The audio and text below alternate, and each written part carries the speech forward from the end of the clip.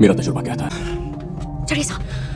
What if the biggest mistake Jack Reacher makes in his next chapter isn't missing a tactical clue, but executing a split-second intervention on a midnight subway car that forces him directly into a massive counterterrorism conspiracy, which means he will become the prime target of both the government and a ruthless international cell?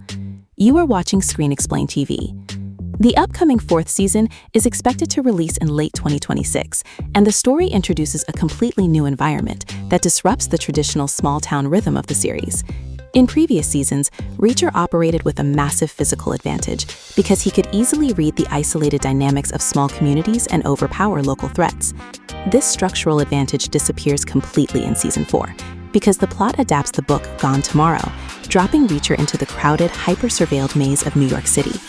The story begins at 2 o'clock in the morning on a Manhattan subway car, where Reacher uses his old military police training to identify a passenger showing all 12 behavioral signs of a suicide bomber. This specific observation forces him to take immediate action to prevent a mass casualty event. His aggressive intervention goes horribly wrong, which leads directly to a massive shift in how the world views him.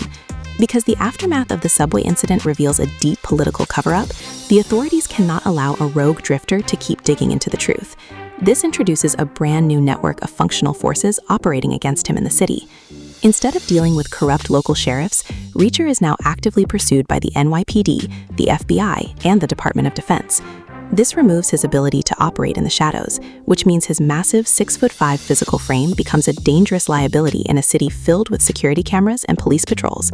To survive, Reacher is forced into a temporary alliance with a local detective named Tamara Green, who understands the urban landscape but faces immense pressure from her own superiors to shut Reacher down.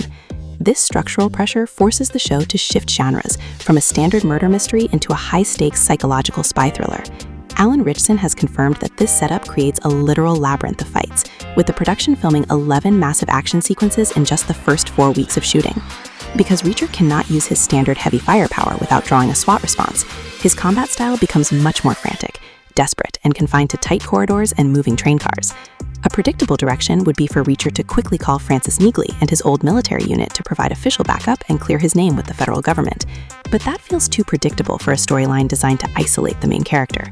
A more likely outcome is that a sadistic terrorist leader named Lila Hoth uses the government's pursuit of Reacher to trap him, forcing the drifter to go entirely underground without a single piece of institutional support.